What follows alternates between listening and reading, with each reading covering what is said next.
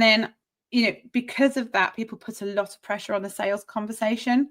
And so they feel like if they are getting people onto a call, they feel like that person needs to be closed on the call. And, it's, oh, well, actually, I speak to people regularly who are like, I've got a problem with sales, my conversions aren't high enough. And then I'm like, how many are you converting? And they're like, oh, about 50% of the people I'm speaking to. And I'm like, well, that's not bad then. And it's actually a numbers thing that you're not getting enough people through. Or, you're not getting the right, they're like, oh, I can't convert anybody. And I'm like, but anybody that you've spoken to, has any of them been your perfect ideal client? And they're like, not really, no. And it's like, well, then actually you've got a problem with who you're attracting and encouraging through. And so I think it's very easy to be like, I'm not converting these people. And it's like, but were these people suitable? No.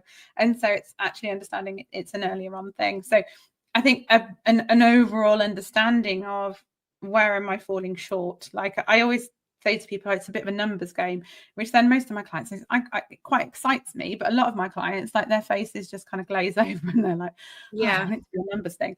But it's like, okay, if you do outreach and you do conversations with people, it's like,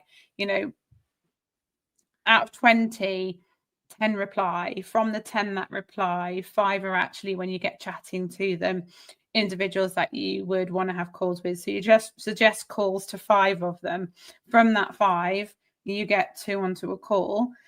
Well, if you're closing at 50%, you're only going to close 1 from those 20 doing that. But it's understanding numbers, and it's understanding, well, actually, so I say to people, like, how much outreach have you done? And they're like, none.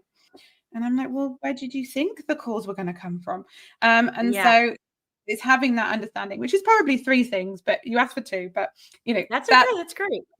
So the first one is CTA. The second one is what is follow up, right? It's giving, well, the first, I think you provided CTA, right? From what we said before, wasn't it? So I think, the first one I sort of came up, I was talking around was the fact of touch points and having enough touch points and understanding that there's touch points. Okay. Putting too much pressure on your sales conversation and actually understanding, is it my sales conversation? And then the third thing is looking at that overall numbers. And until you've got those numbers in place, it's really tricky to see actually where is my weak spot.